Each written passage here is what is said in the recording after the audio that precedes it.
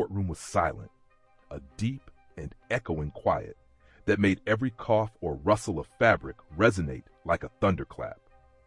Rows of wooden benches were packed with onlookers, reporters, and a few individuals who seemed only vaguely aware of the case at hand, but were drawn by the drama promised in every new headline. At the front of the room stood a single man at the defendant's table, shoulders hunched in a worn jacket, several sizes too big for his lean frame. The light from the high windows caught the silver at his temples, though the rest of his hair was ragged, unkempt. A stubble of several days painted his jawline. Despite the hush, the tension crackled like static before a storm. He was a homeless veteran, someone the justice system didn't know quite what to do with. Some saw him as a nuisance, others as a tragic figure. But on this day, he was the accused, and the charge was trespassing on private property. Everyone in the room seemed to have an opinion, from the judge to the bailiff, yet no one looked more composed than the defendant himself. His name, as the clerk read out, was Logan Fisher.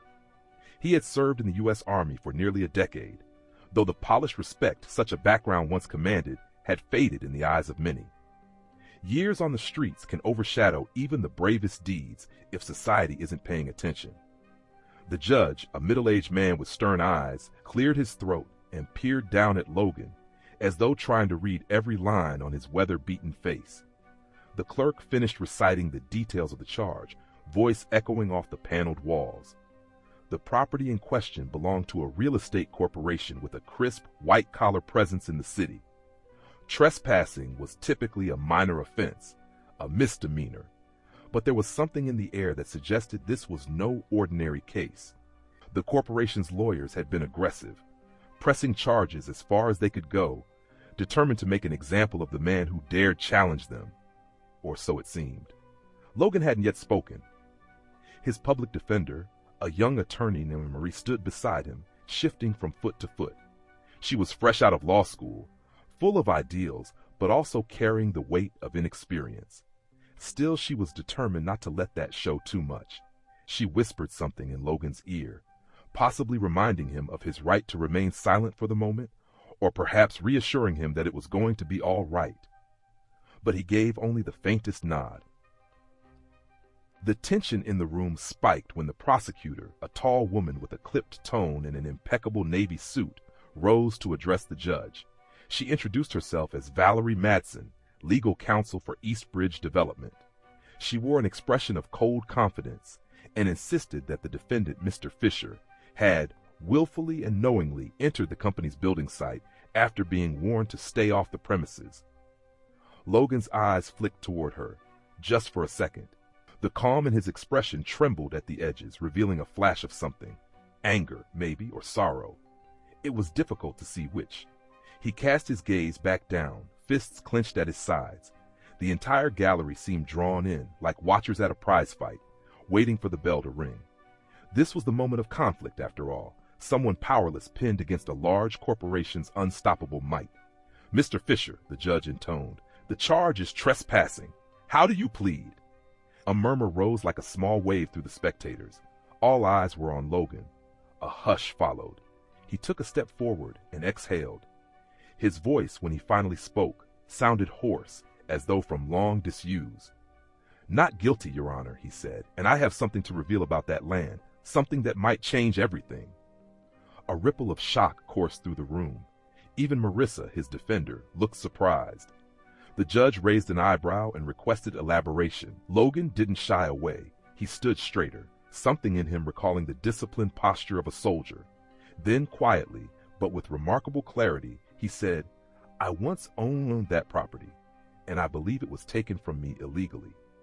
A wave of whispers and gasps shot across the benches. The phrase, "better to light a candle than to curse the darkness," might have sprung to someone's mind, for in that moment, Logan was lighting a candle of revelation in a darkness that had long overshadowed him. Valerie, the prosecutor, stiffened, shooting a pointed glare at the defense, as though to say, "We never heard anything about this." But the judge's curiosity was plainly piqued. "That's a serious claim, Mr. Fisher," he said. "If you intend to pursue that line of defense, I suggest you and your counsel bring evidence. This court deals in documentation, not just words." Logan nodded.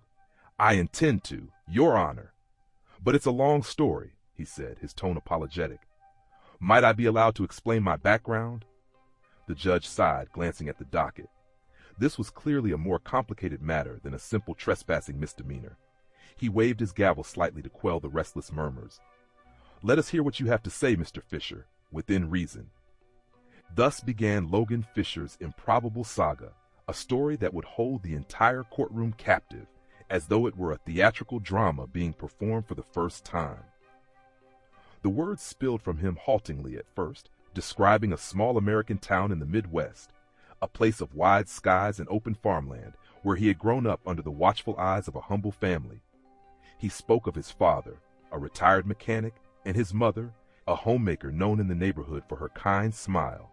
He reminisced about how, as a boy, he had dreamed of joining the army because of an uncle who once served.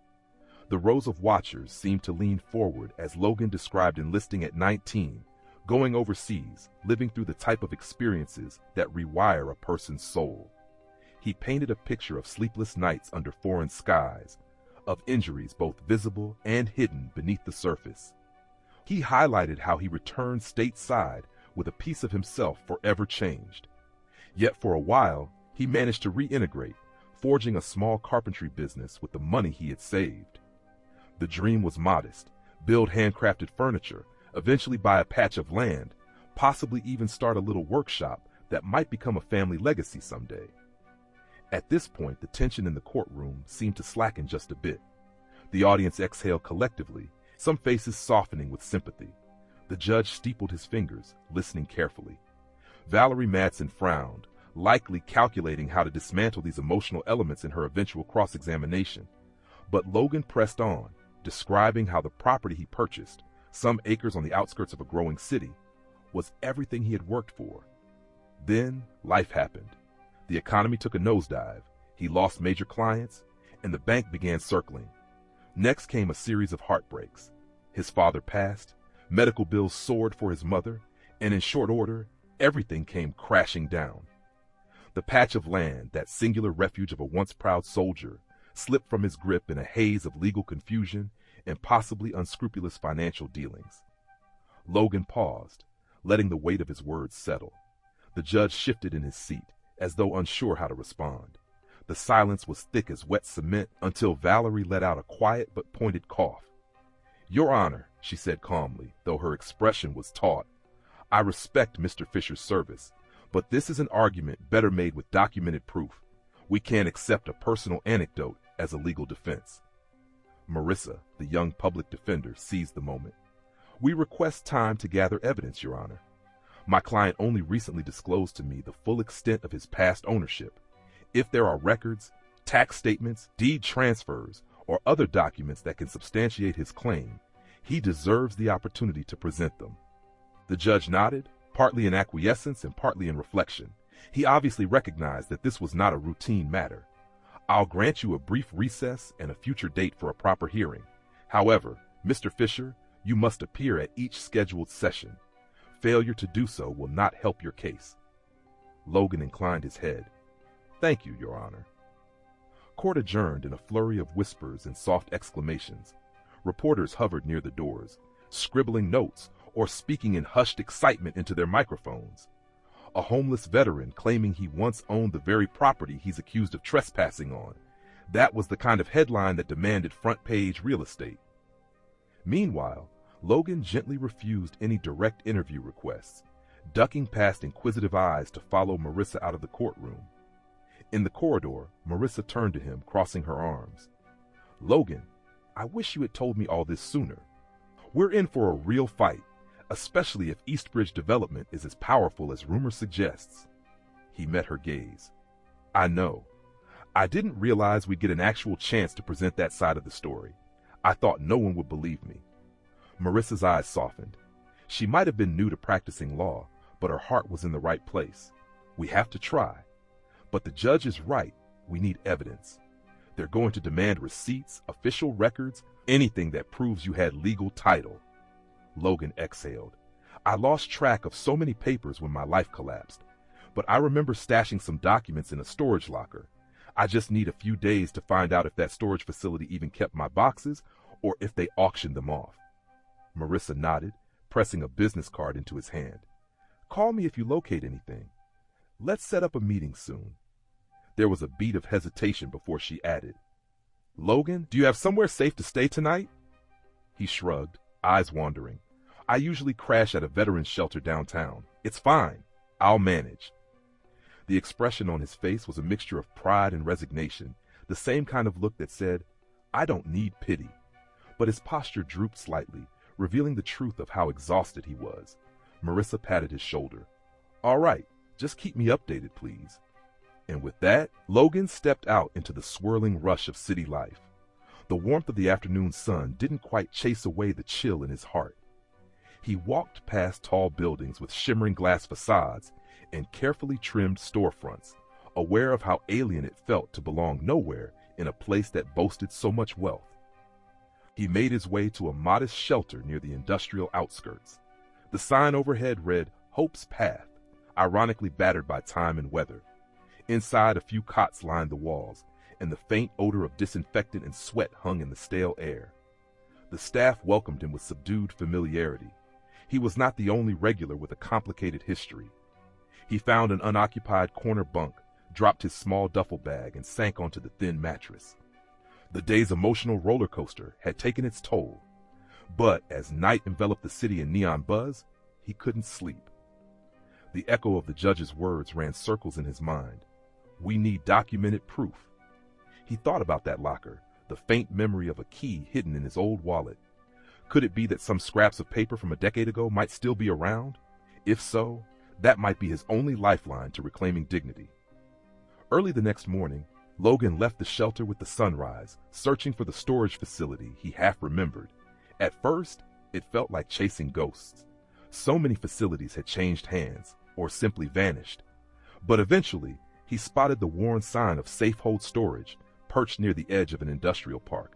A wave of memory struck him like a jolt. This was it, or so he believed. He approached the office, a cramped, glass-walled box that smelled of instant coffee. An older clerk with tired eyes and a red flannel shirt looked up.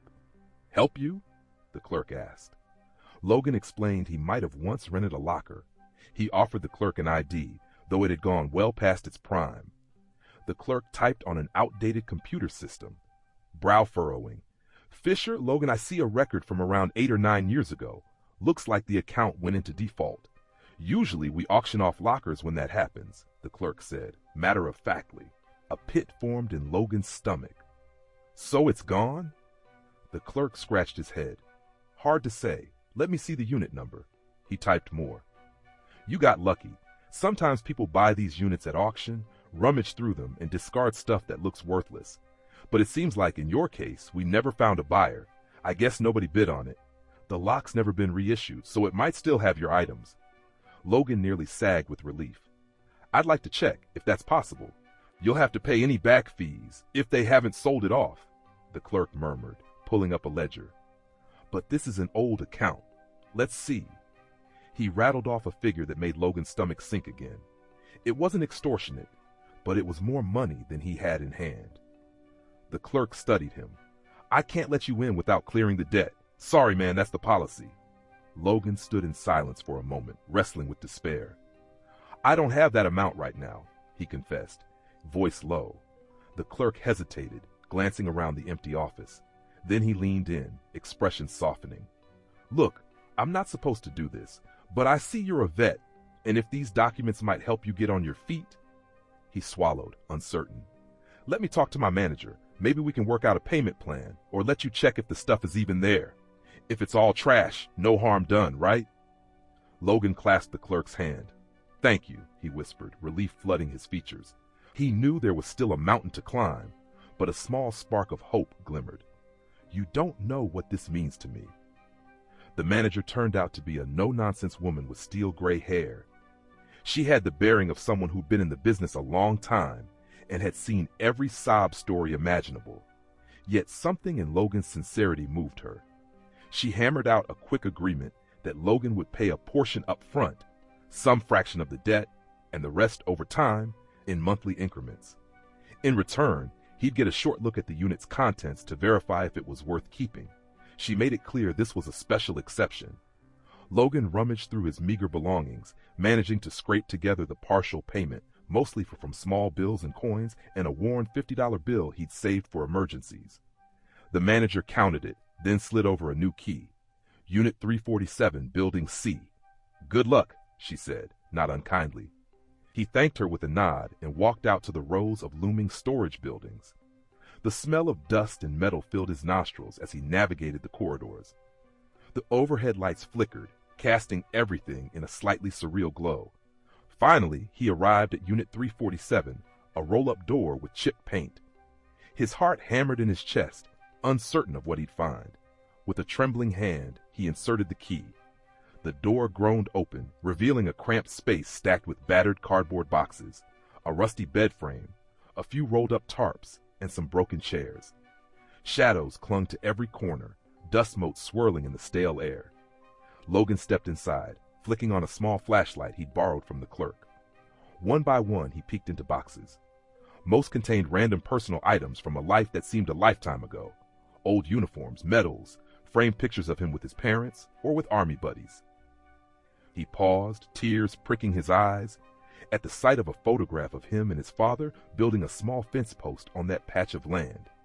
Time blurred as he sifted through the evidence of lost years. At last, in a nondescript file box, he found the papers he sought. A deed to the property, old tax records, and some mortgage documents that might prove the chain of ownership. The pages were faded, corners yellowed, but the official stamps were still visible if one peered closely. A small triumphant exhale escaped him. He gathered them up gingerly, as if they were more precious than gold. Yet a wave of realization crashed over him. This might not be enough. He had lost the property. Eastbridge Development claimed it now. Some of these documents were incomplete or overshadowed by other transactions that might have happened while he was in default. He'd need a skilled attorney, someone who knew how to trace the legal shenanigans of a large corporation. But this was a start, a foundation upon which to build his case. By the time he emerged from the storage building, the sky outside had turned slate gray with late afternoon shadows. He thanked the manager again, promising to come by with monthly payments. She merely nodded, her expression guarded but not unkind. He walked to a nearby bus stop, the folder of documents clutched tightly under his arm. Even the tough plastic and cardboard seemed insufficient to guard the precious proof from the unpredictability of fate. The route back to downtown was slow, with the bus rattling over potholes. Logan sat in the back, ignoring the suspicious glances from other passengers. He was used to that. A homeless man, worn jacket, faint odor of dust and exhaustion. It was often easier for people to pretend not to see him than to risk an uncomfortable conversation. But Logan hardly noticed. His mind churned with possibilities. The best approach might be to meet Marissa tomorrow, lay all these papers out on her desk, and see if they could craft a coherent strategy. He had no illusions about Eastbridge Development. Companies like that had lawyers on retainer, executives who played golf with city officials, and deep pockets to bury opponents in legal fees. Still, a soldier doesn't retreat without a fight. He spent that evening at the shelter again, this time carefully tucking the documents under his pillow. Sleep was elusive, replaced by a swirling mix of hope and dread. In a fleeting dream, he saw the land again, the small patch of earth where he once planned to build a real home. He saw the sun shining on newly planted trees, a fresh fence, and the possibility of peace. When he woke, the memory was so vivid it left him breathless. The next morning, he arrived at Marissa's modest law office. She greeted him with a quick smile, ushering him into a cramped conference room that smelled faintly of coffee and stale carpet. He laid out the documents on the table, smoothing them as best he could. Marissa's eyes widened, especially when she saw the official stamps. She began scanning them with a professional focus that belied her youth. "These are definitely legitimate," she murmured, tapping a pen against her teeth. "You purchased the land in 2007, right before the financial crisis. Then you defaulted in late 2010, it seems, after a series of missed payments." She frowned, flipping through the pages. "But here's something odd. The timeline for foreclosure is very short, almost suspiciously short. And look at this. Eastbridge Development apparently acquired the deed from a smaller holding company that specialized in repossessing distressed properties. That transfer happened in half the normal time. Logan nodded, feeling a tremor of renewed anger. So maybe they cut corners or used some shady practice? Marissa rubbed her forehead. Could be. We'll need county records, plus any communications from the bank that foreclosed on you, to confirm. If Eastbridge or their intermediaries broke the law or manipulated the process, we might have grounds to challenge their claim. He exhaled slowly. This was a glimmer of hope. Then we can prove I still have some right to that land? She offered him a small, encouraging smile. Potentially, yes, but it's an uphill battle. Even if we prove wrongdoing, you might end up with compensation rather than the actual land. Eastbridge has since developed the property, or at least begun to. We're basically fighting a giant, and they're not going to roll over. Logan's jaw tightened. He thought about how it felt to stand on that ground, how he had seen the beginnings of expensive condos or a luxury complex. The memory of security guards shouting at him, pushing him around, and ultimately calling the cops felt like a brand of injustice burned into his mind. I won't let them just take it, he said, voice grim. It's not about the money, it's about what's right. Marissa nodded, her expression solemn. I understand. Let me make some phone calls.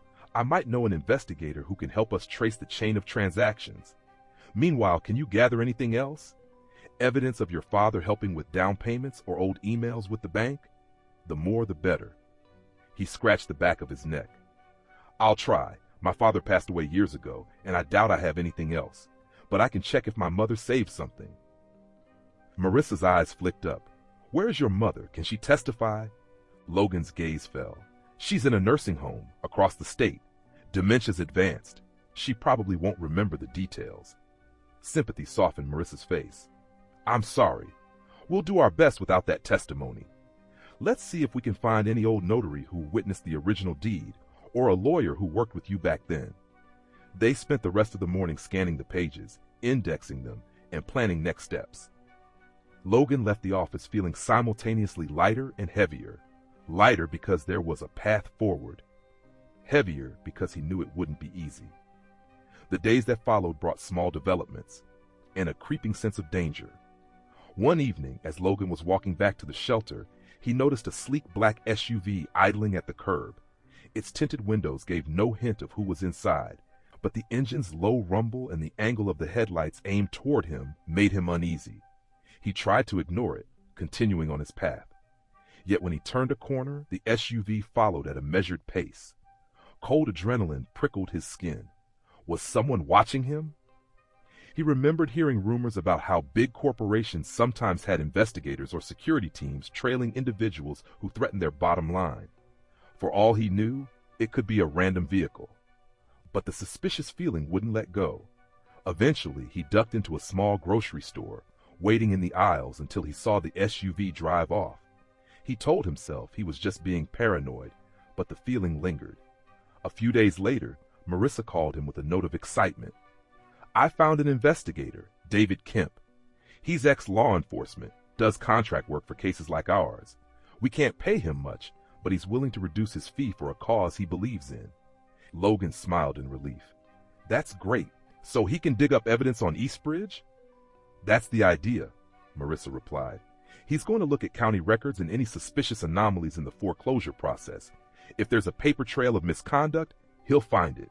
A flicker of gratitude glowed in Logan's chest. Thank you, Marissa. Really. You're giving me a chance. She chuckled. Don't thank me yet. We still have a long road. But if we can raise enough questions, we might convince the judge to dig deeper, maybe even dismiss the trespassing charge. And who knows, maybe we can file a civil suit. The notion of filing a suit against Eastbridge was daunting, but Logan felt a stirring of new energy. He agreed to meet David Kemp that weekend in Marissa's office. The day arrived, and Logan found him shaking the hand of a solidly built man in his 50s, with a trimmed gray beard and the kind of no-nonsense stare that suggested he took his work personally. Mr. Fisher, Kemp said, voice like gravel. Marissa gave me the gist of your case. I've already checked the basic foreclosure timeline in public records. Something's off. The default notice was filed, but the sale date was advanced faster than usual. There's also a mention of a second bidder, possibly an associate of Eastbridge, who mysteriously withdrew. It stinks of collusion. Logan's heart pounded. So we have proof? Kemp lifted a brow. Proof is a strong word. We have suspicion. I'll keep digging. If I find direct connections, like emails or internal memos, then we'll have a smoking gun. With that, the investigator strode out of the office, leaving Logan and Marissa both feeling a jolt of fresh hope. But as the hour hand moved that day, tension simmered beneath the surface. Logan couldn't shake the feeling that eyes were on him, that phone calls were being made in sleek boardrooms. Perhaps it was an overactive imagination, but maybe not. Sure enough, a week later, a new development emerged that rocked Logan's precarious position.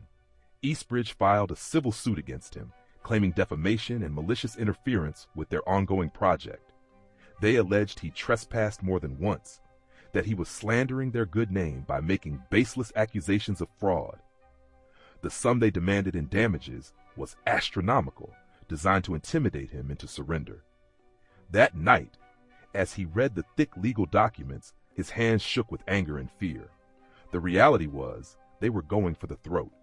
If he lost, he'd owe them far more than he could ever repay. Marissa was furious when she found out.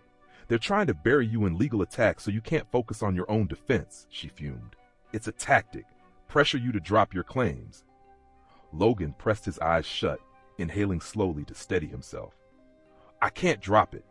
That land, it's all I have left of the life I built after the war. I won't just walk away. Marissa nodded, the lines in her young face deepening with resolve. We'll counter this, but we need more evidence fast. Otherwise, they'll paint you as a disgruntled homeless vet who's fabricating stories for sympathy. So they pressed onward. Kemp brought them tidbits, a suspicious signature on the foreclosure notice, a county official who resigned mysteriously right before Eastbridge sealed the deal. The puzzle pieces began forming a pattern of corruption, but they lacked a definitive link. Meanwhile, the criminal charge of trespassing inched forward in court. The judge agreed to an evidentiary hearing, allowing Logan's side to present their new findings, though Eastbridge's lawyers fought tooth and nail to exclude everything.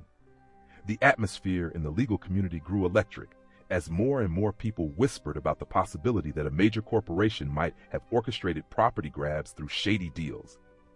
Amid all this, Logan faced daily hardships. The shelter where he slept was understaffed and crowded. A few times he found his documents rifled through by curious or desperate individuals. One day, the black SUV reappeared, trailing him for several blocks. This time, he confronted the driver, stepping in front of the vehicle at a crosswalk, adrenaline urging him to demand an explanation. But the tinted window rolled down just enough for Logan to glimpse a man in dark glasses who gave a quiet, mocking grin before speeding away. The message was clear: we're watching. Logan reported it to the police, but they shrugged, saying unless the vehicle committed a crime, there was little to be done. He walked away from the station feeling that the system was stacked against men like him, who possessed no money or power to protect themselves. Still, the next hearing arrived, an important step, where Marissa hoped to show enough evidence to at least get the judge to question Eastbridge's ownership. The courtroom was even more packed than before. A few homeless advocates sat near the back, arms folded, scowling at the ranks of corporate lawyers. The judge, wearing a neutral expression, asked both sides if they were ready.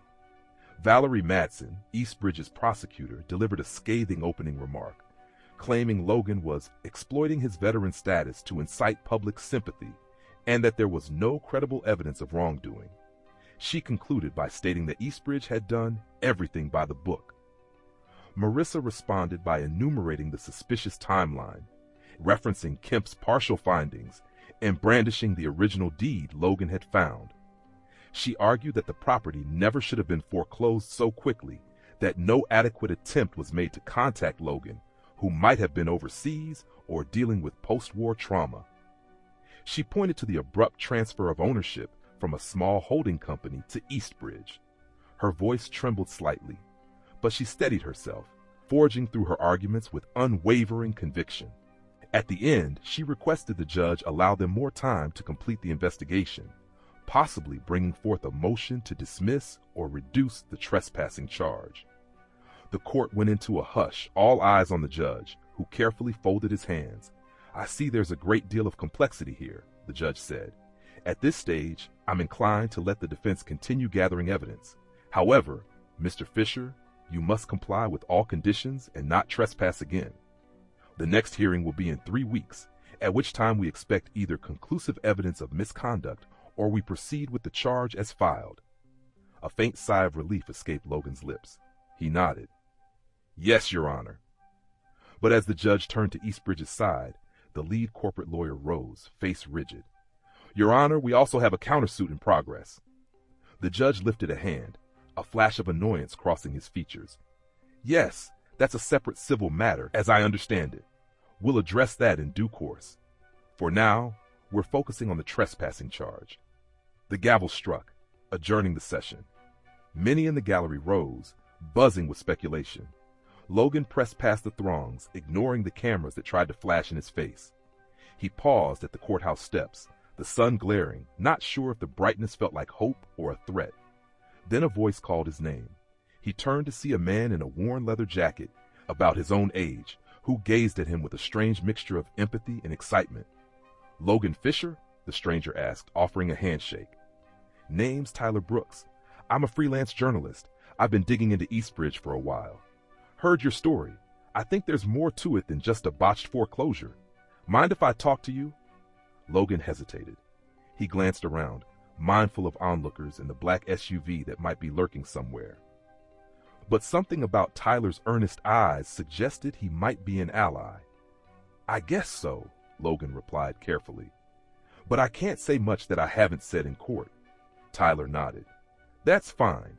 Maybe you can point me to others who got a raw deal. I've interviewed a few folks who lost homes near the edge of town. Some suspect Eastbridge colluded with county officials to snap up distressed properties for pennies on the dollar. One woman swears they bribed an assessor to artificially lower land values. I'm trying to connect the dots, see if there's a larger pattern." Logan felt a spark of possibility. "Then let's talk." But not here. They slipped into a nearby cafe, a humble place with chipped formica tables and faded posters of national parks. The aroma of brewed coffee swirled around them as they settled in a corner booth.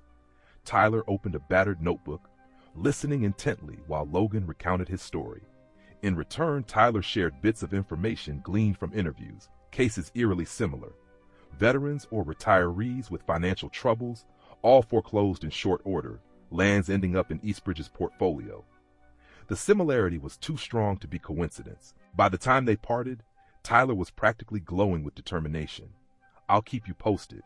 If I find something that can help your case, I'll pass it on. But I might publish an expose, so heads up. This could get bigger." Logan felt a swirl of gratitude and anxiety.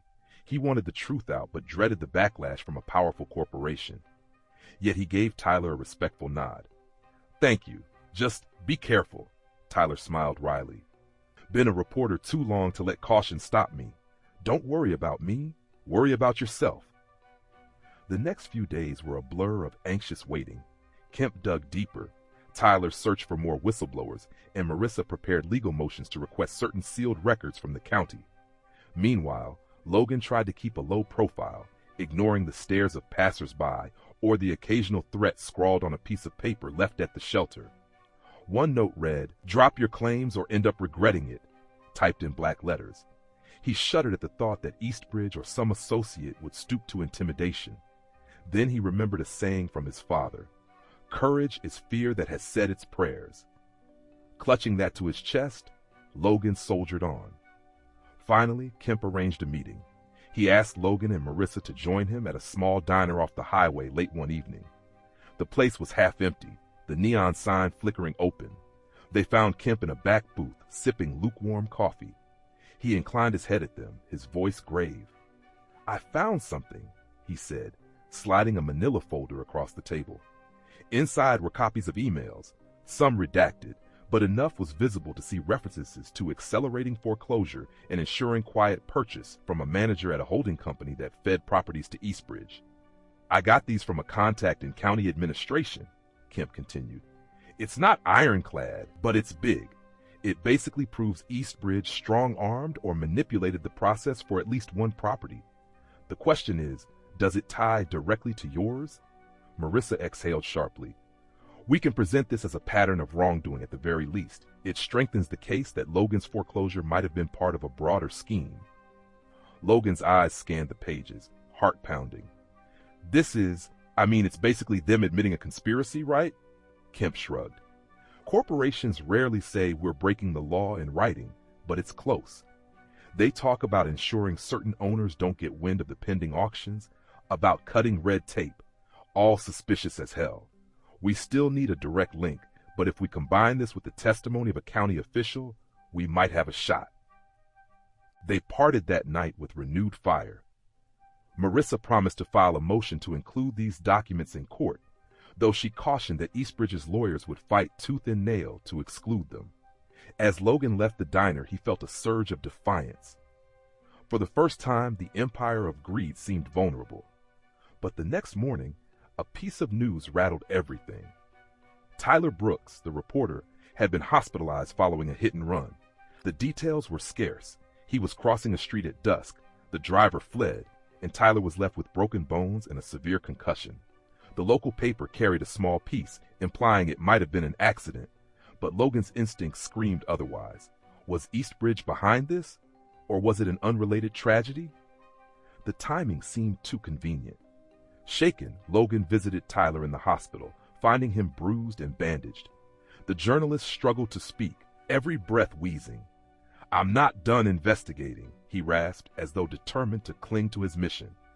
"Don't let them silence you." Logan's chest tightened. "I won't," he vowed quietly. "And we'll see you back on your feet soon, okay?" Tyler's eyes flickered with the ghost of a smile, but his exhaustion was evident. That incident only deepened Logan's resolve. He started sleeping with one eye open, ready for more intimidation. The black SUV sightings grew sporadic. Sometimes he felt paranoid, but it was better to be safe than sorry. At the shelter, rumors spread about Logan's case. Some whispered he was a hero for taking on the corporate giant. Others fretted that he was bringing unwanted attention that could harm the entire homeless community. He shouldered these burdens, not letting them break him. Days bled into nights, and finally, the date of the next major hearing arrived. Marissa had filed a set of motions that included Kemp's uncovered emails, plus a request for depositions from relevant individuals. Eastbridge predictably countered with allegations that the documents were stolen or inadmissible. The courthouse was abuzz with tension as the judge took the bench. The hearing began. Valerie Madsen stood, scowling as she attacked the authenticity of the emails. "We have no confirmation these are legitimate or how they were obtained. They lack proper chain of custody. We move to strike them." Marissa retorted that the documents came from a reliable whistleblower and that Eastbridge should have nothing to fear if they were innocent. The judge rubbed his temples, clearly exasperated by the back and forth. "Let me see the content," he finally said, scanning the printouts. A flicker of something akin to anger crossed his face as he read lines suggesting corrupt manipulations of auctions. Then he set them down. "I'm reserving judgment on admissibility, but I find the content highly disturbing. I'm granting the defense more time to verify these. Meanwhile, Miss Madsen, your client is expected to comply with discovery requests. If there's an attempt to hide or destroy related documents, there will be serious repercussions." Valerie tried to protest, but the judge cut her off.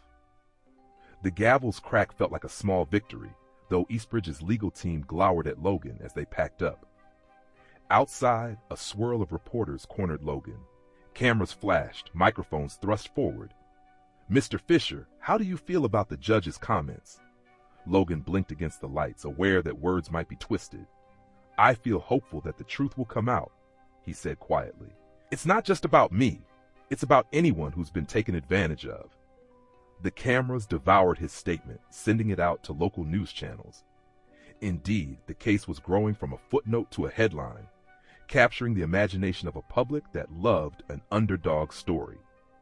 Eastbridge, for its part, responded with a polished press release denying all wrongdoing and painting Logan as a disgruntled individual seeking to exploit legal loopholes. But as the momentum turned, Logan sensed the noose tightening around the corporation. People with stories began emailing Marissa, others who had lost property under similarly suspicious conditions. Even an ex-employee of Eastbridge reached out anonymously, hinting that internal memos proved a pattern of rushing foreclosure auctions. This ex-employee was scared to come forward publicly, worried about retaliation. One crisp afternoon, after a series of promising phone calls, Marissa phoned Logan with an urgent tone. "We might have a smoking gun. The ex-employee has a copy of an internal policy that basically instructs staff to fast-track foreclosures on strategic parcels.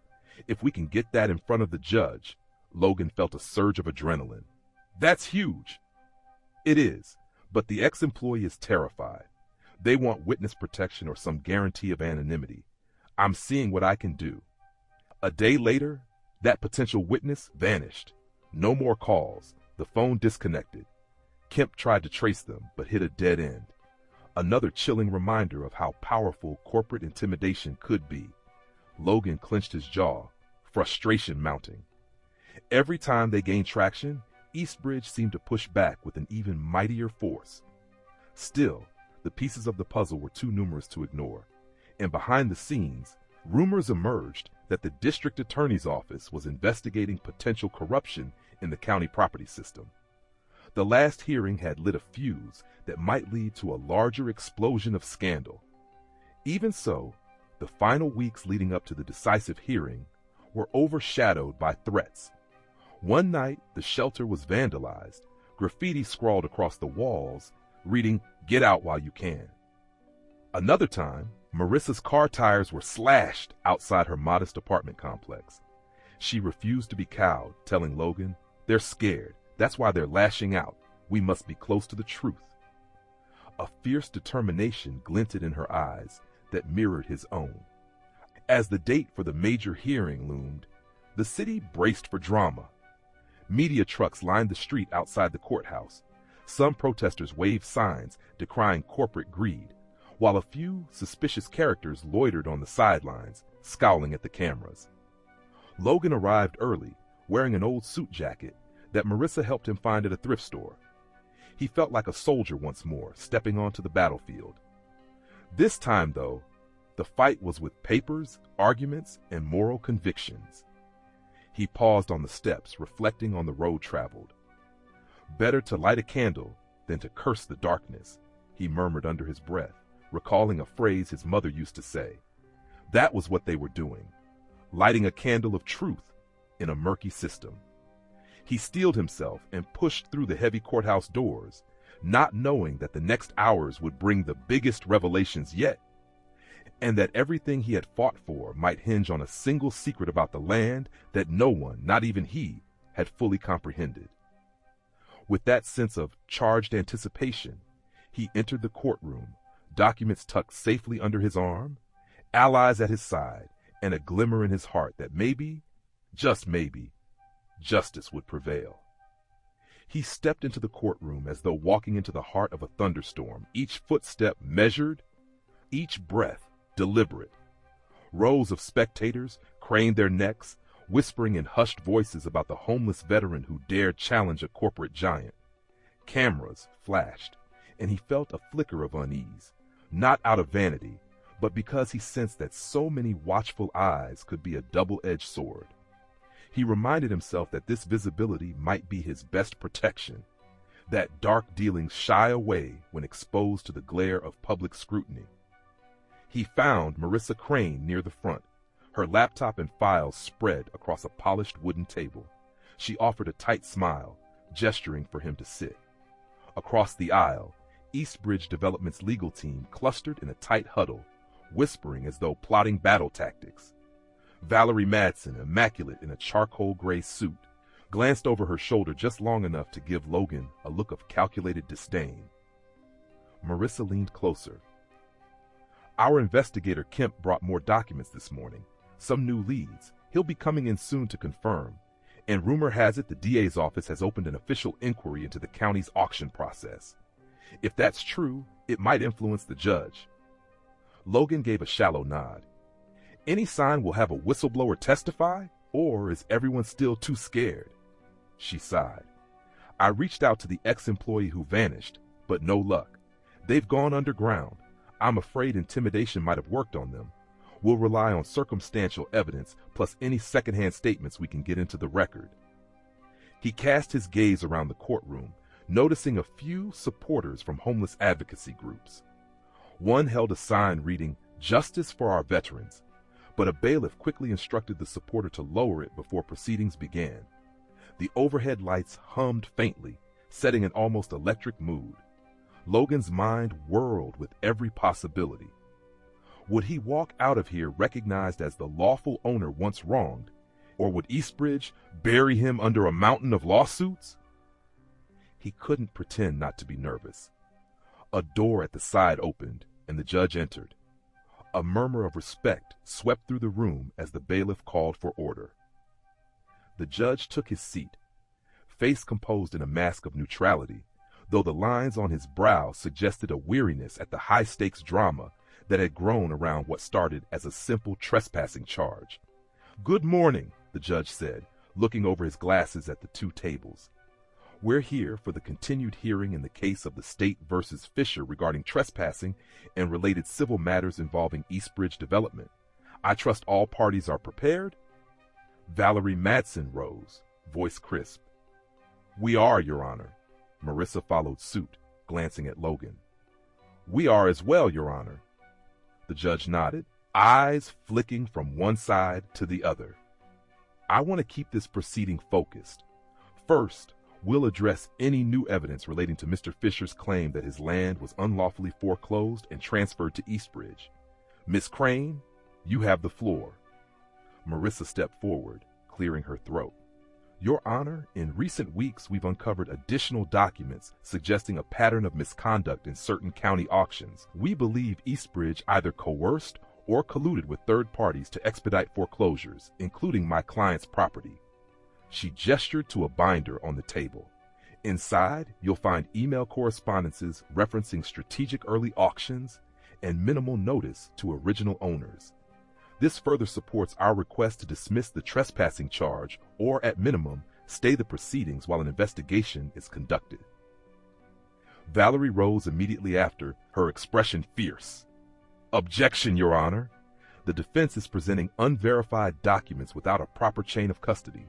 This is becoming a circus of conjecture. We need legitimate, authenticated records, not rumor and speculation." The judge lifted a hand. "I'll determine what's admissible after reviewing the materials, Miss Madsen. For now, I'll allow Miss Crane to make her argument." Marissa continued, calling on David Kemp to testify about the investigation he'd conducted. Kemp took the stand, his broad shoulders and stern countenance giving him an air of authority. He explained the shortened timelines, the suspicious official signatures, and the abrupt changes in property ownership that tied back to Eastbridge. He relayed the suspicious emails he'd uncovered, referencing fast-track practices specifically aimed at owners who had limited means to fight back. The crowd stirred at that phrase, a wave of indignation rolling through them. The bailiff had to hush the spectators. Valerie then cross-examined Kemp, aiming to poke holes in his methodology. "Mr. Kemp, you claim you retrieved these communications from official channels, yet you fail to name your source. Isn't it possible these emails were doctored or stolen?"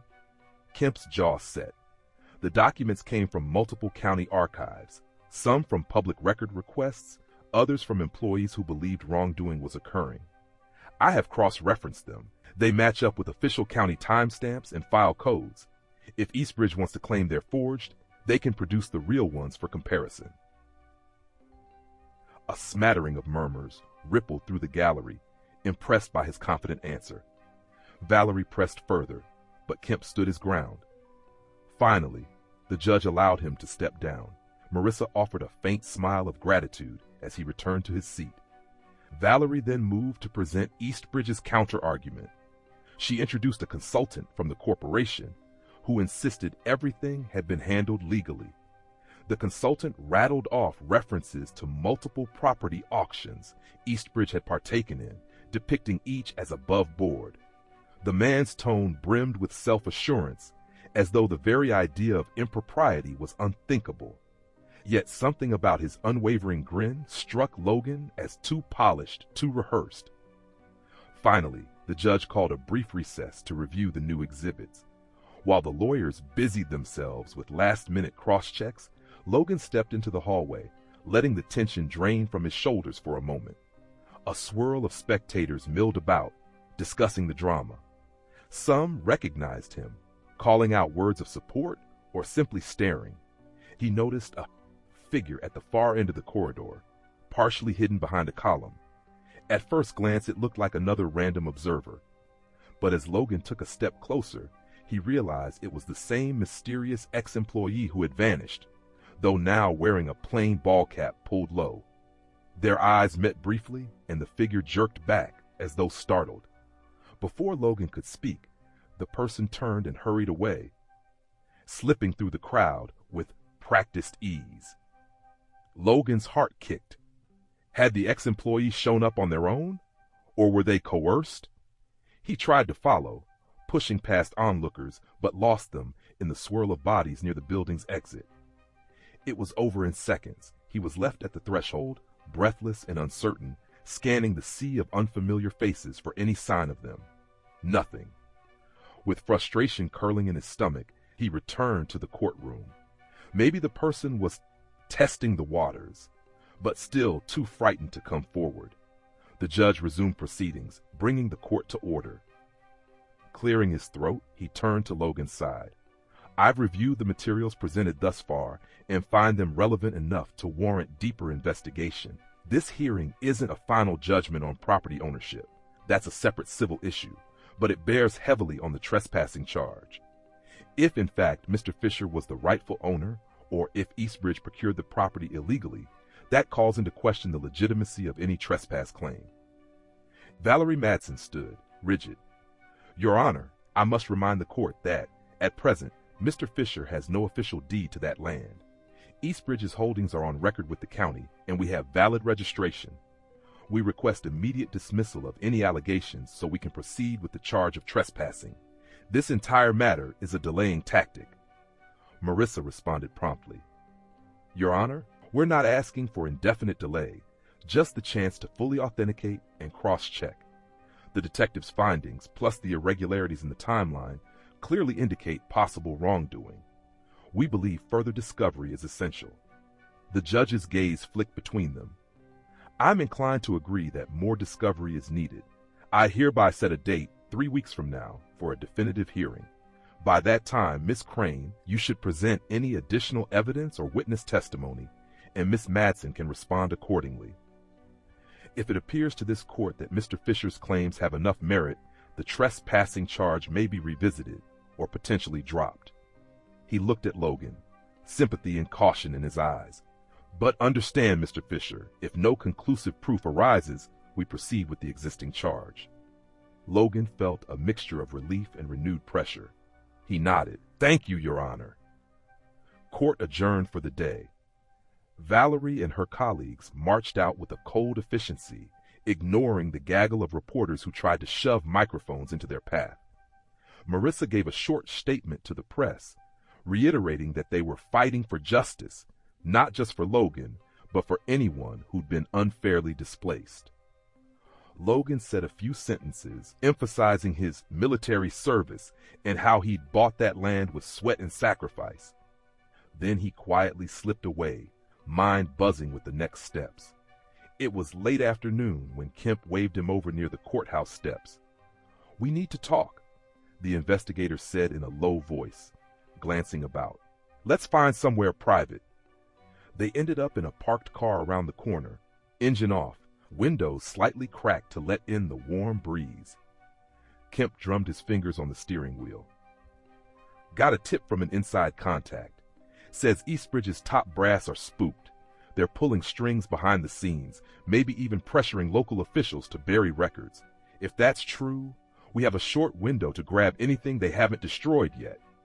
Logan's stomach churned. So they might destroy evidence? Kemp nodded solemnly. Wouldn't be the first time a corporation sanitized its trail. I'll move fast, check registry logs, interview whoever's left from the holding company. but you might want to watch your back. They know you're not backing down. Logan rubbed his eyes, exhaustion creeping in. I appreciate all you're doing. Just be careful yourself. Kemp snorted. I've been at this game a long time, son. Careful's my middle name. They parted ways. Logan wove through the city streets, every sense on alert. The black SUV had not reappeared, but that fact didn't soothe him. Fear hummed in his veins, but anger did too, the kind that demands you stand up for what's right. That evening, he returned to the shelter, sank onto a cot, and stared at the battered ceiling. He felt like a man traversing a tightrope, each step precarious, yet the only way forward was to keep going. Over the next week, the tension only built. A local news station ran a segment calling Logan's situation the David versus Goliath story of the decade, highlighting his veteran status. Interviews with other foreclosed owners emerged, painting Eastbridge as a cunning operator that might have manipulated legal processes. The corporation, of course, denied everything, labeling the claims sensational and unfounded. Marissa received an anonymous envelope at her office containing a flash drive. Inside, they found scans of more internal Eastbridge memos, dated around the time Logan's property changed hands. One memo explicitly mentioned targeting defaulted veteran-owned properties for cost-effective acquisition, adding ensure minimal public notice to mitigate pushback from sympathetic groups. The language was chilling in its callousness, almost inhuman. If real, it was a bombshell, but authenticity was key. The memo had no signature. The date lines matched up with known events, but it could still be called a forgery unless they verified the origin. Marissa was determined to have it analyzed by a digital forensics expert. If this checks out, she murmured to Logan in a hushed, urgent tone, it might blow their entire operation wide open. One windy afternoon, Logan accompanied Marissa to a small lab on the outskirts of town where a forensic specialist agreed to examine the metadata of the memo. The lab smelled of old wires and coffee grounds, computers humming in a back room stacked with battered servers. They waited anxiously as the specialist typed away, peering at lines of code. It looks consistent with the formatting from Eastbridge's internal systems, the specialist finally said, eyes flicking to them. I see no obvious signs of digital manipulation. The metadata suggests it's from their network. My best assessment, it's genuine, but of course, Eastbridge can always claim it's stolen or out of context. Marissa pressed him. Would you testify to your findings if we need it in court? He nodded. If subpoenaed, yes. Just be aware corporations like Eastbridge have powerful lawyers. They'll question my credentials, my methods, everything. Marissa exhaled. We'll cross that bridge when we get there. That evening, as they drove back, Logan stared out the window at the passing cityscape, the neon glow of signs flickering in the twilight. He felt a strange surge of anticipation and dread. Each new piece of evidence brought them closer to victory, or a bigger storm. When they arrived at Marissa's office, her phone rang. She picked it up and listened intently, her face paling. Slow down, she said. What happened? A few more seconds passed, and she groaned softly. Got it. Thanks. Ending the call, she turned to Logan. That was the DA's office. They said a key county official who might have testified to irregularities was found unconscious in his home. Possible overdose, but it looks suspicious. Logan's mind reeled. An overdose? You think Eastbridge had something to do with it? She pursed her lips. No proof, but the timing, it's too neat. This official had apparently begun cooperating with the DA's preliminary corruption investigation. Now he's hospitalized. The DA is investigating foul play, but says it's too early to confirm. Silence stretched between them, thick with anxiety. They'll do anything, Logan murmured. Money, threats, now maybe worse. Marissa gently touched his arm. We won't give up. That might be exactly what they want, to scare us into backing down. He nodded, determination mingling with fear. We continue.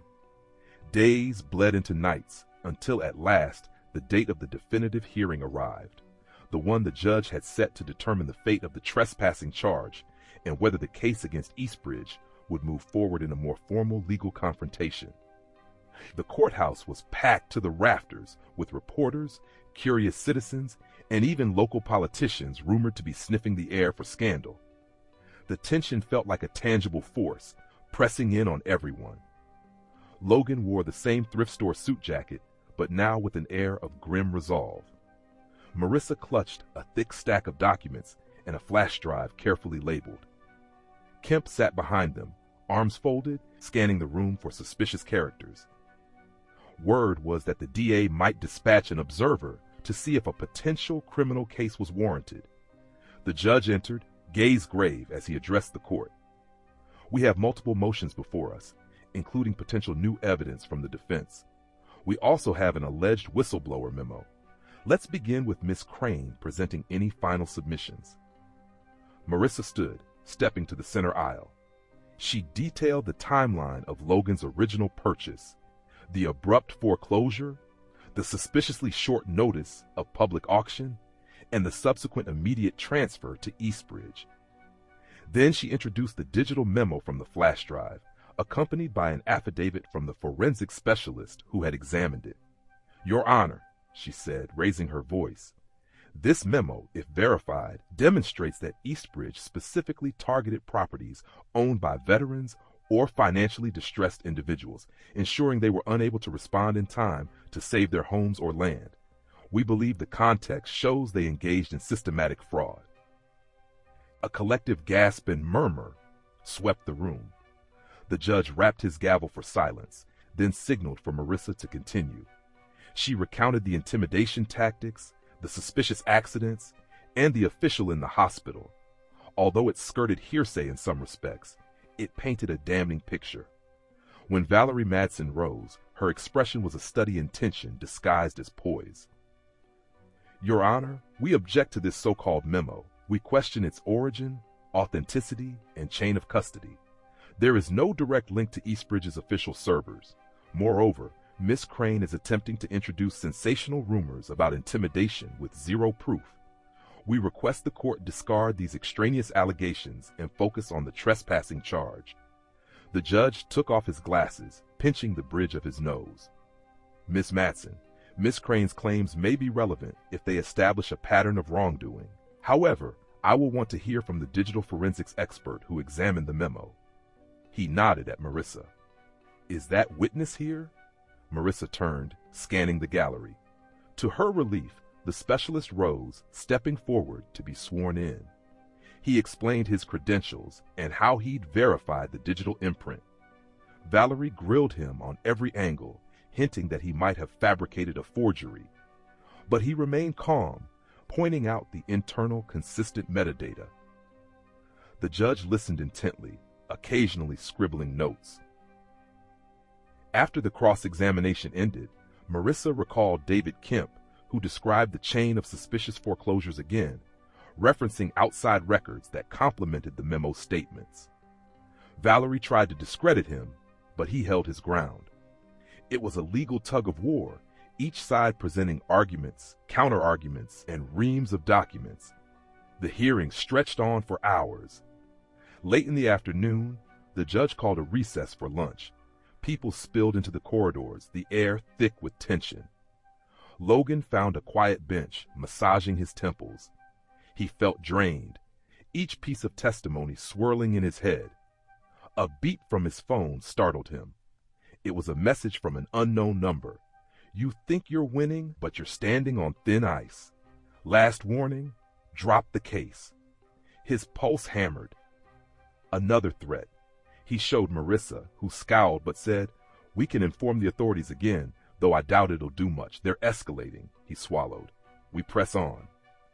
When they reassembled, the judge announced he would allow limited discussion on the possibility that Eastbridge's deed might be invalid if the foreclosure was proven corrupt. "We are, in essence, determining if Mr. Fisher had a property right at the time of his alleged trespass," the judge said. "If so, he cannot be guilty of trespassing on his own land." Valerie's face tightened. "Your Honor, that's a civil matter, not criminal. You're mixing jurisdictions." He waved a hand. "I understand your objection, Ms. Madsen. However, the facts overlap. I must resolve whether there's probable cause that Mr. Fisher was still the rightful owner. For the next hour, lawyers wrangled. Documents were displayed on the overhead projector, lines highlighted to show suspicious changes in dates, incomplete notices, and contradictory statements by the holding company that sold to Eastbridge. In response, Eastbridge's consultant presented official records from the county, or what remained of them, insisting everything was in order. The tension rose with every new piece of evidence. Suddenly, a commotion near the courtroom doors caught everyone's attention. A bailiff rushed over, and the judge called for order. People in the gallery craned their necks, trying to see. Then, to Logan's shock, the ex-employee who had disappeared stepped into the aisle, shoulders trembling. She wore casual clothes and a baseball cap, like before, but now she looked ready to break. She caught Marissa's eye, nodding shakily. Marissa's face went pale, then resolute. She quickly requested permission for a new witness. Valerie objected strenuously, calling it an ambush, but the judge allowed a short recess to see what the witness intended to say. After a hurried consultation with Marissa and the bailiff, the judge permitted the ex-employee to testify under oath, albeit with minimal prior notice.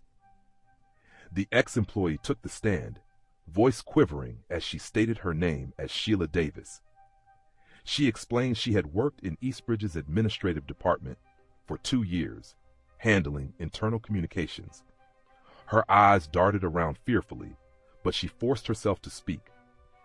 I came forward before, then got scared because someone left threatening notes at my apartment, she said. But I can't stay silent forever. Valerie hissed her objections, claiming no prior listing of this witness, but the judge let Sheila proceed. With shaky hands, Sheila produced a small sheaf of documents, printed emails from the same batch Marissa had introduced on the flash drive. Only these included more direct references to Logan's property. One email even had a short paragraph. Fisher has potential PTSD, no strong legal counsel, expedite eviction, minimal pushback expected. A wave of horrified mutters spread through the crowd.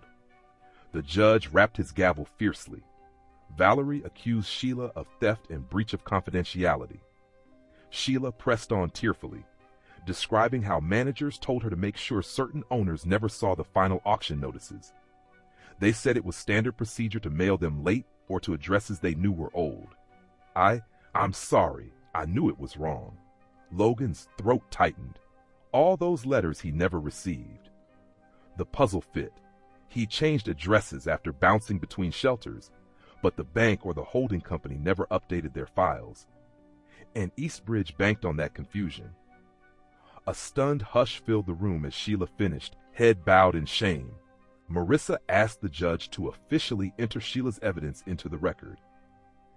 Valerie tried every maneuver to block it, calling it stolen property, but the judge decided it was relevant whistleblower testimony. He asked Sheila if she was prepared to face legal repercussions for taking proprietary documents. She bit her lip.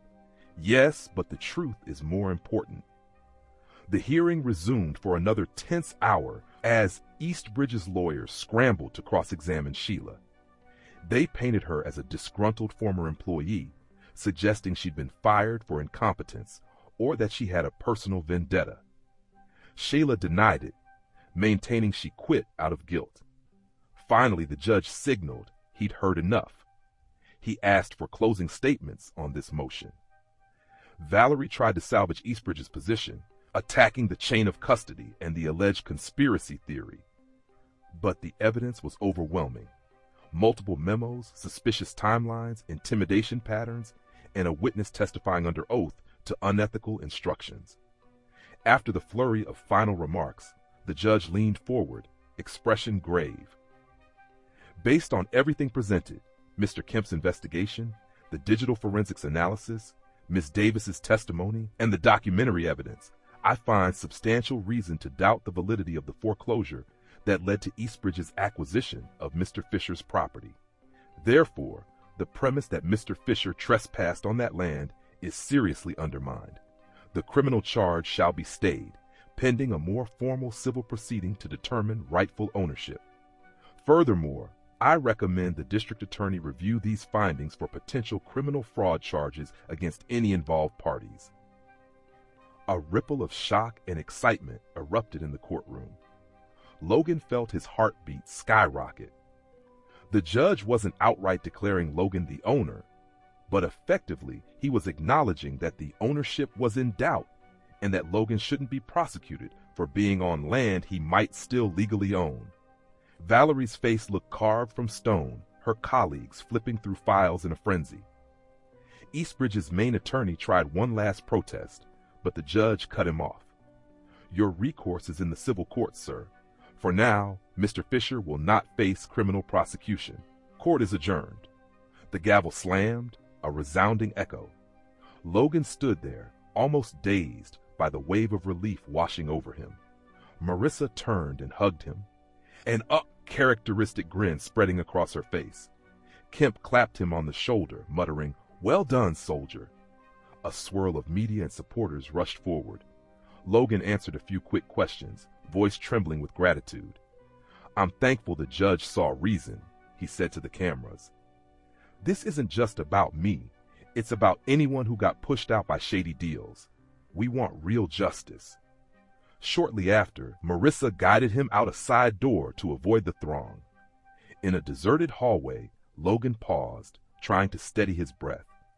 "So I'm free?" "For now," she nodded. "Yes, they can't pursue the trespassing charge while there's a legal question of ownership. If the civil case proves the land was stolen from you, Eastbridge might face severe consequences. But remember, this is just one battle in a longer war. Eastbridge has unlimited funds to stall or appeal." He exhaled, shoulders sagging. "I get it. Still, this is huge. I'm not behind bars," and the judge validated the evidence. A weary smile crept across his face. "Thank you, Marissa." She shook her head gently. "You believed in this. I'm just glad we found enough to sway the court. Now we plan the civil suit. And we also have a good shot at a countersuit, maybe even a class action if other owners join." He let the notion sink in. "So that's next. All right, let's do it." That night, as he sat in the quiet corner of the shelter, he closed his eyes, thinking of how far he'd come. The immediate crisis was lifted, but behind the scenes, he knew Eastbridge wouldn't roll over. He half expected more intimidation or an avalanche of legal tactics. Yet for the first time in ages, he felt a glimmer of something he'd sorely missed: hope. In the days that followed, the news boomed with stories about the homeless vet who beat a corporate giant in court. The legal intricacies were more nuanced, but that was the media's simplified version. Logan's face appeared on local TV and even a national morning program, though he felt uneasy about the spotlight. Homeless advocates lauded him as a hero. Meanwhile, Eastbridge published statements calling the judge's ruling procedurally misguided, maintaining confidence they'd prevail eventually. Investigations picked up speed. County officials, spurred by public outcry, began turning over more records. Whispers surfaced that bribes had changed hands for years, that Eastbridge systematically exploited veterans. The district attorney confirmed a probe into potential RICO violations, organized systematic wrongdoing. Each headline hammered Eastbridge's reputation, and their stock value dipped. The public thirsted for accountability. Kemp used the momentum to track down more foreclosed owners. Some came forward, describing how notices arrived too late or never arrived at all, how the county clerk's office refused to provide standard grace periods. Many had ended up homeless, jobless, feeling powerless. But when they heard about Logan's fight, they were inspired to speak up. Momentum built for a class action suit, with Marissa and a few more attorneys banding together to represent multiple plaintiffs. The scale of the potential lawsuit ballooned. The phrase corporate takedown circulated in hushed conversations among legal commentators. Still, amid the forward strides, Logan faced an undercurrent of anxiety. He'd receive sporadic threatening messages or see that black SUV cruising by. He reported it diligently, but unless they committed an overt crime, law enforcement remained passive. He sometimes woke up in the middle of the night, drenched in sweat, imagining faceless men waiting in the shadows. Yet he reminded himself of an old army saying, "You can't unsee the truth once it's in your sights." Meanwhile, Sheila Davis, the ex-employee, sought protective measures. Kemp arranged for her to stay at a secure location while the DA's office considered giving her formal whistleblower status. She told Logan privately that she felt horrible for not speaking up sooner. He assured her that her testimony might save many from injustice, that it was never too late to do the right thing. In the swirl of events, Tyler Brooks, the injured journalist, made a slow recovery. From his hospital bed, he continued writing an in-depth piece about Eastbridge, exposing the pattern of questionable auctions, referencing the data Logan's team uncovered. Though he had to type with a cast on one arm, his determination burned bright. "I might be battered," he told Logan during a hospital visit, "but I'm not broken, and neither are you." The article, once published, caused an even bigger stir, leading to public rallies against predatory property practices. The tension now pivoted to the impending civil trial. Eastbridge's top brass hired a team of star attorneys known for burying opponents in paper. They filed motions to dismiss, countered with arguments that Logan had no standing to sue because he was bankrupt at the time of foreclosure. Yet each day, new revelations chipped away at their fortress. The overshadowing question: did Eastbridge break the law to secure Logan's land and possibly dozens of others? A few weeks later, in a crowded chamber, the preliminary civil trial session began. Because of the intense public interest, they'd moved it to a larger courtroom. Logan stood with Marissa, scanning the sea of watchers. Every seat was filled. Journalists lined the walls, and even random citizens came to witness the spectacle. The judge here was different, an older woman with a calm but firm demeanor. Right away, Eastbridge's lead counsel tried to argue that the case was frivolous. Mr. Fisher had no ability to pay his mortgage, so the property was lawfully repossessed, the lead counsel declared. He's exploiting minor procedural discrepancies to cast blame and extort a settlement. Marissa retorted, "This is not about minor discrepancies. It's about a coordinated system that denied Mr. Fisher the opportunity to correct his default, or even learn about the auction in time, which is a violation of state law. We have direct evidence that Eastbridge targeted veterans, used unscrupulous methods, and colluded with county officials to fast-track foreclosures." The judge listened, occasionally interjecting with clarifying questions. Over several days of arguments, both sides introduced their best evidence.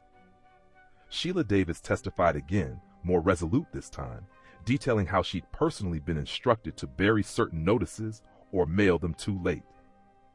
The handful of other ex-employees came forward, though some demanded anonymity for fear of retaliation. They echoed the same story. Eastbridge wanted land cheap, so they exploited owners who were unlikely to fight back. Lawyers from Eastbridge tried to discredit each witness. They claimed vendettas, alleged bribery, or said the employees had been incompetent. But the consistent pattern was hard to ignore.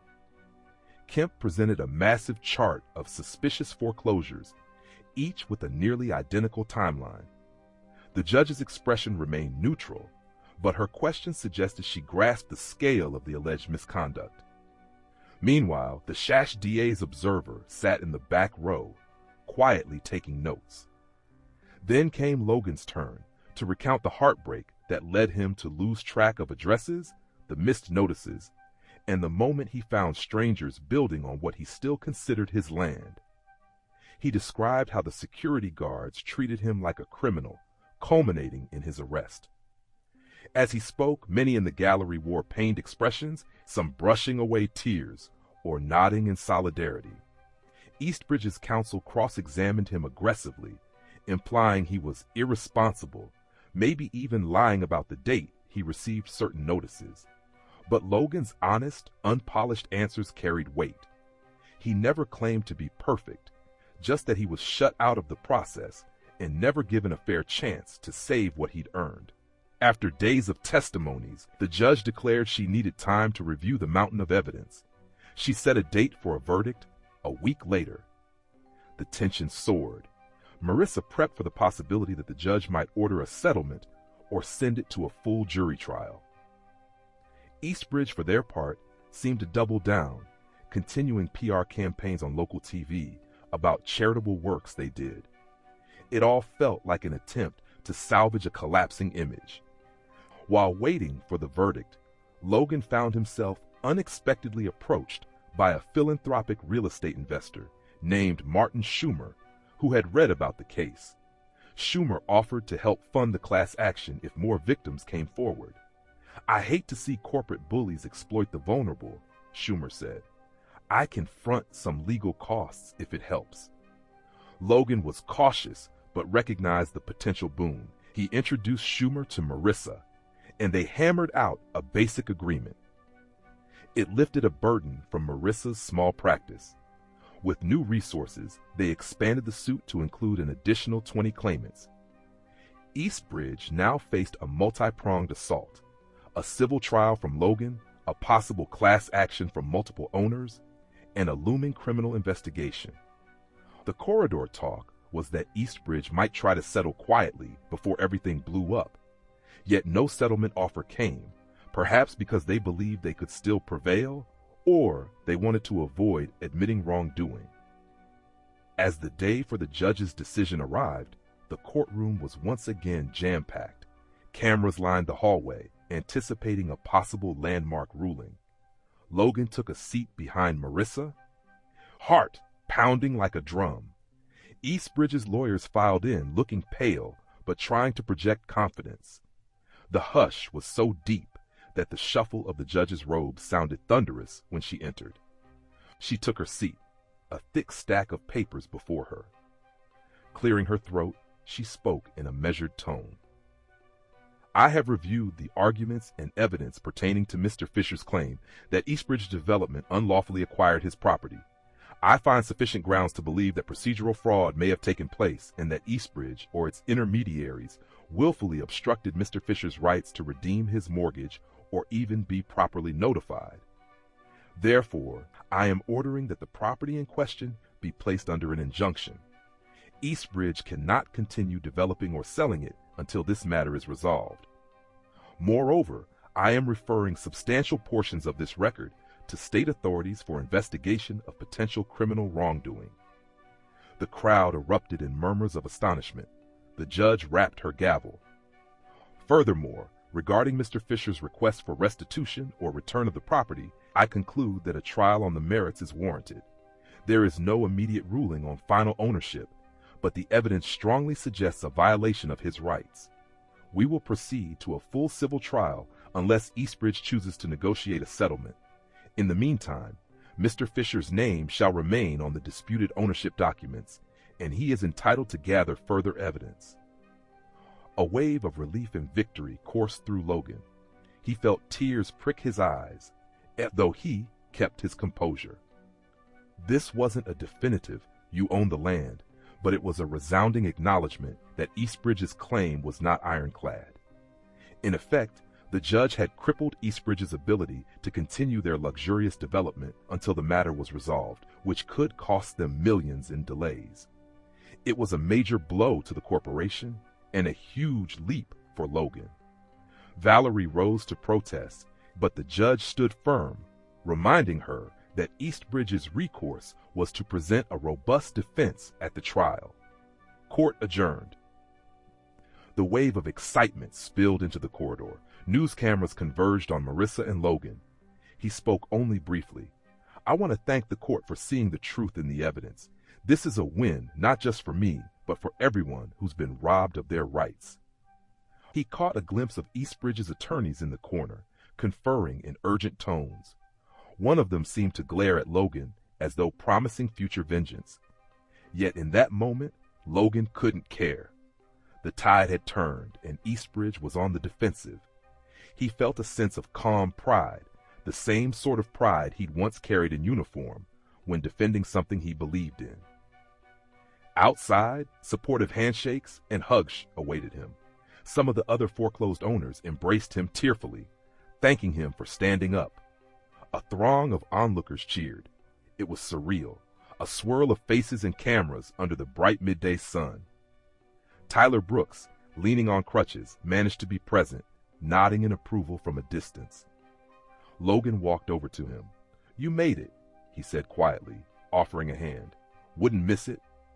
Tyler replied, "My piece on Eastbridge is blowing up. People are outraged. This ruling's going to fan the flames." Logan gave a grim smile. "Good. They should be outraged." Kemp clapped Logan on the back. "Still a long road, but this is big, real big." Then Kemp's phone buzzed, and he walked away to answer. Marissa beamed, looking tired but triumphant. "We did it, Logan. At least we did this step. The civil trial could still take months, maybe years, but we have the upper hand now." He nodded, letting out a breath he didn't realize he'd been holding. "I know. I'm ready." And so, with the threat of criminal charges receding and the civil case placed on track, Logan Fisher found himself neither homeless criminal nor naive dreamer, but a symbol of resilience. Word spread that the DA might press charges against certain Eastbridge executives. Indictments could follow if the evidence was strong enough. The corporation's board held emergency meetings, rumored to debate whether to cut losses and settle with Logan and potentially with other victims. For them, the cost of a protracted public battle might become too high. Meanwhile, Logan's personal life took a turn for the better. Local veterans groups, impressed by his courage, stepped forward to offer him transitional housing and job leads. He accepted a small apartment in a complex run by a nonprofit that helps vets. On his first night there, after sleeping in shelters for so long, he found himself pacing the quiet living room, letting the reality sink in. No bunkmates in the next bed, no line for the shower, just a modest space of his own. He let out a trembling sigh of gratitude, sinking onto a thrifted couch. For the first time in years, the walls around him felt like actual walls, not just borrowed boundaries. During that same period, he made a point of returning to the patch of land that had sparked the entire conflict. The judge's injunction meant Eastbridge's construction crew had pulled out, leaving half-finished foundations and scattered materials behind fencing. The site looked frozen in time, skeletal beams reaching toward the sky. Logan approached the rusted gate, pressing a palm against it. "Someday," he murmured, "this will be mine again, properly." He felt the breeze rustle the weeds. A memory of that oak tree he used to sit under flickered in his mind, though Eastbridge had cut it down early on. He swallowed the ache. Maybe he'd plan a new one if he truly reclaimed his dream.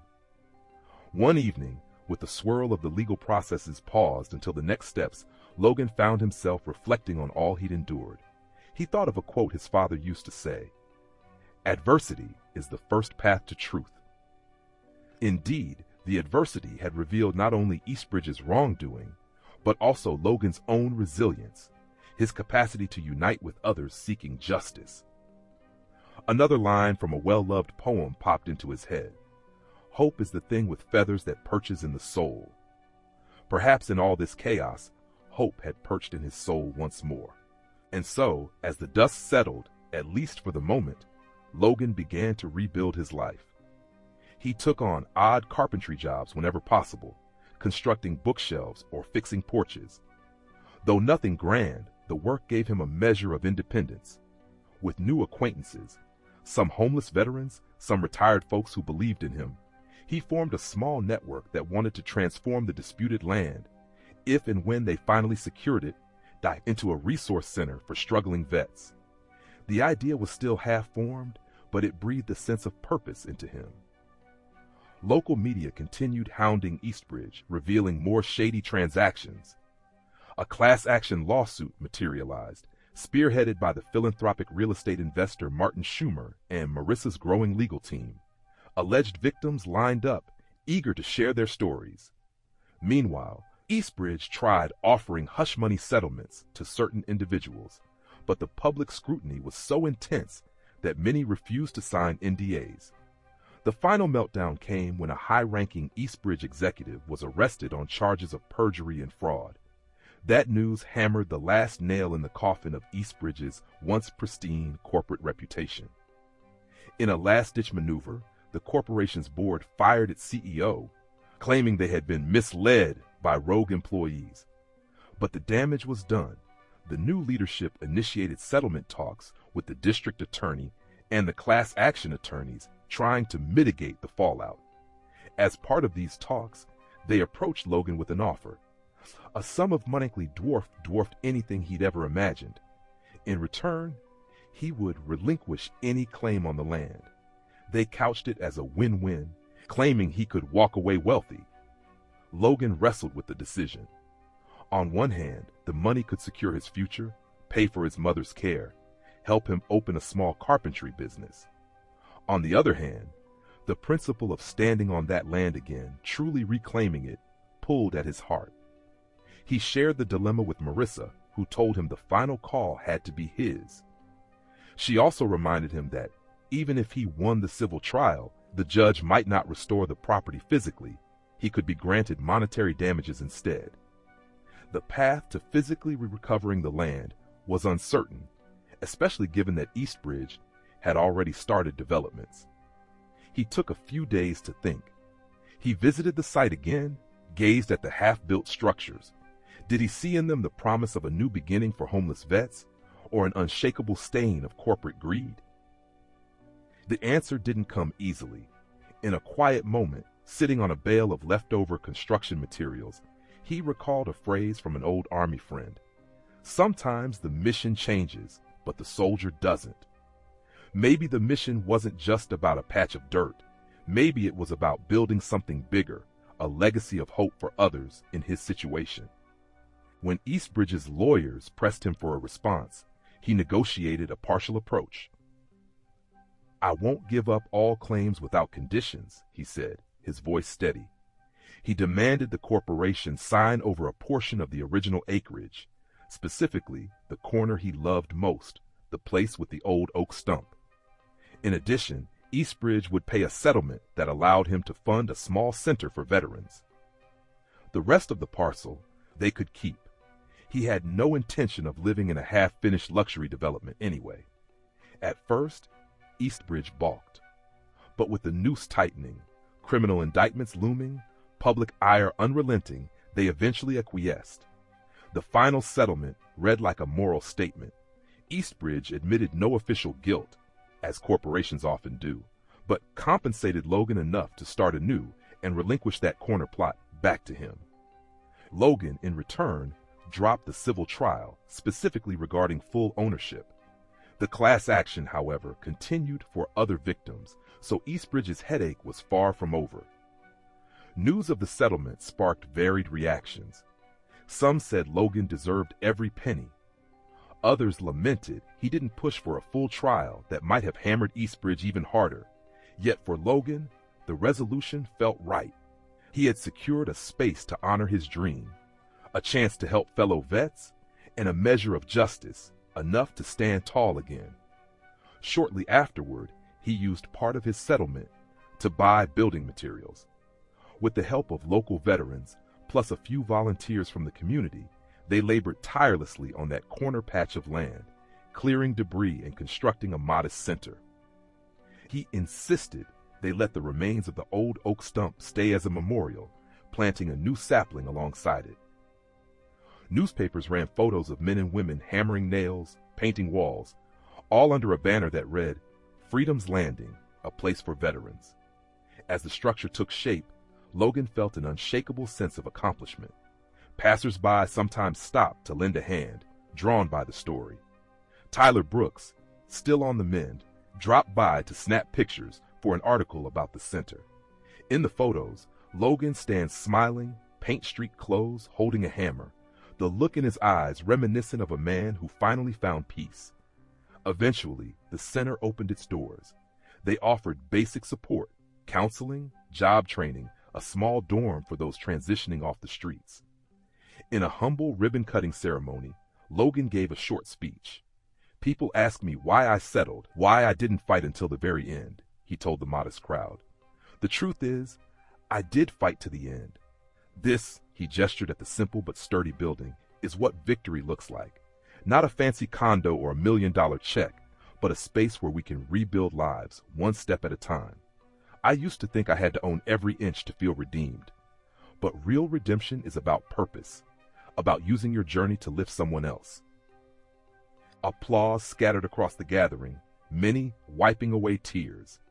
A middle-aged couple in the front row clutched each other's hands, their teenage son beside them. Perhaps they'd read about him in the headlines, hoping he might be an example for them or for someone they knew. Off to the side, Marissa discreetly dabbed her eyes with a tissue.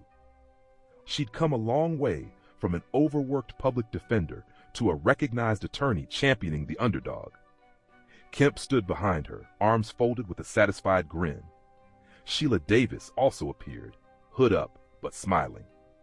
Even the philanthropic investor Schumer was present, giving a nod of approval. As the applause died down, Logan concluded, "I'd like to share something my father told me once when I was a boy.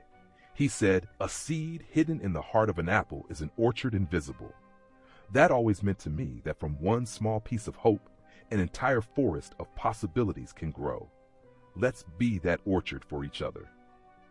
The crowd cheered and the ribbon was cut, unveiling a bright new beginning. In the following weeks, the center bustled with activity. Veterans found shelter and job leads. Locals donated supplies. Slowly but surely, Freedom's Landing became a beacon of resilience in a world often overshadowed by corporate power and social neglect. Logan spent most mornings teaching carpentry basics to those interested, guiding them through the gentle whir of saws and the tang of freshly cut lumber.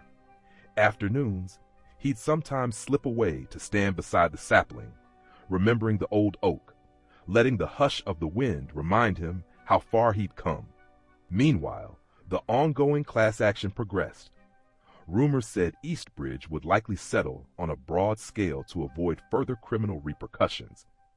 Multiple county officials resigned, some indicted for corruption. The wheels of justice, slow as they might be, were indeed turning. For Logan personally, the final outcome was never about crippling Eastbridge financially. It was about reclaiming dignity and forging a path for those who might have given up. As time wore on, the city moved on to the next headline, the next scandal. But the story of the homeless veteran accused of trespassing, who revealed a shocking secret in court, still lingered in local memory. Logan became a humble figure of inspiration for many, especially older folks who understood how easily one could lose everything in the shuffle of life's brutal turns. He never claimed to be a hero, always deflecting praise by crediting Marissa, Kemp, Sheila, Tyler, and everyone else who helped reveal the truth. "It's like building a house," he said once in an interview. "Every beam and nail is essential. Without each person, it would collapse." The words resonated, especially with middle-aged audiences who knew that community and collaboration often matter more than any single individual's effort. Reflecting on his journey, he penned a short piece for a local newsletter, offering a handful of lessons gleaned from his experience. He began by quoting Henry Ward Beecher's line, "Hold yourself responsible for a higher standard than anybody expects of you," explaining how, even when the system or society sets a low bar, you can refuse to accept it. He wrote about how illusions of power can crumble if people stand together. He also reminded readers of an old Greek proverb, "A society grows great when old men plant trees whose shade they know they shall never sit in." He linked it to how he planted that sapling not just for himself, but for future generations of veterans who might need hope. His piece ended with a solemn reflection.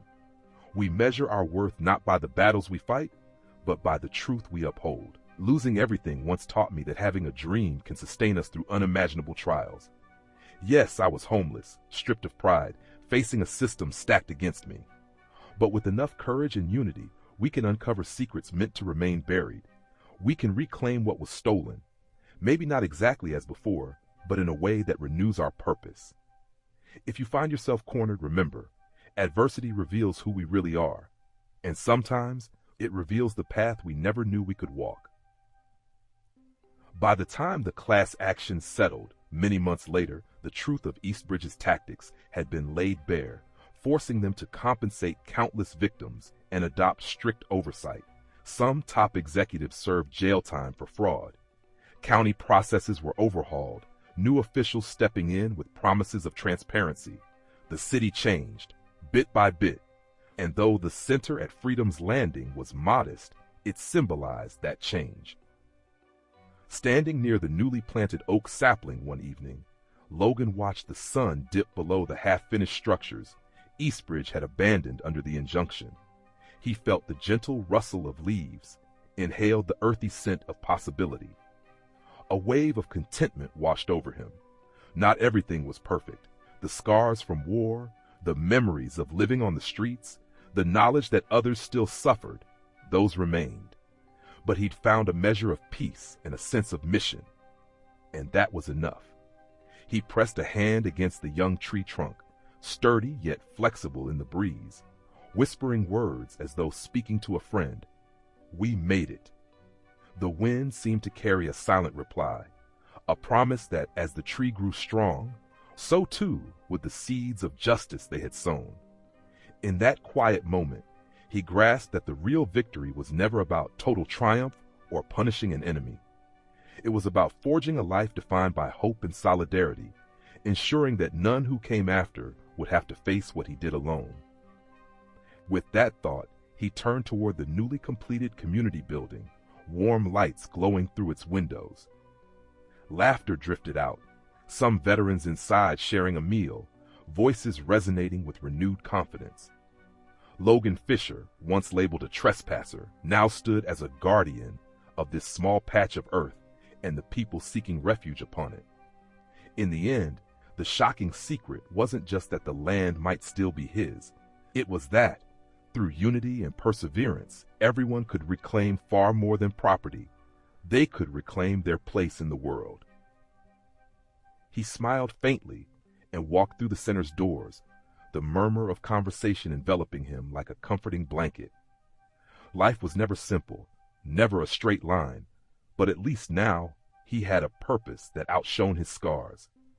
And so the light stayed on late into the night, guiding people in from the darkness, just as he had found his way home, one determined step at a time. In the aftermath of these events, it became clear that Logan's story held valuable lessons for a generation that had seen both the rise of big corporations and the fading of small-town securities.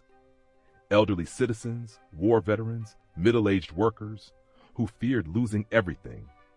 They all found in Logan's journey an echo of their own vulnerabilities and strengths. Below are reflections that, in his own words, might speak most powerfully to those in midlife who understand too well how precarious life can be. You can be knocked down 1,000 times, but if one friend extends a hand, that is enough to rise again. For me, that hand was a young lawyer named Marissa, an investigator named Kemp, a journalist named Tyler, and so many others who refused to look away when injustice threatened my soul. Losing your home can feel like losing your identity, yet a home is more than a building. It's the community you build, the relationships you forge, the dreams you refuse to surrender. Even if you have to start from scratch, do it, because no one can truly foreclose on the human spirit. There is a time for righteous anger, but also a time for building anew. My father used to say, any fool can tear something down, it takes courage to raise something up. When we took that corner of land, battered and half-developed, and turned it into a refuge for those who served our country, we proved that growth can spring from the darkest soil. Perhaps the greatest victory is discovering that you are not alone, and you never truly were. At my lowest, I thought isolation was my fate, but the moment I told my story, hearts opened. If we share our burdens, they become half as heavy. And remember the words of Eleanor Roosevelt, you must do the things you think you cannot do. I was sure I could never take on a wealthy corporation, but the impossible only remains impossible until someone dares to try. To the older readers, these words ring especially true. Time has shown them how fragile stability can be, how easily fortunes shift. And yet, if there's one enduring message, it's that resilience lies not in perfect strength, but in unwavering resolve to seek justice, no matter how tall the adversary or how deep the scars. As Logan himself often says to guests at Freedom's Landing, a single match can light the way, even on the darkest night. Be that match for someone else.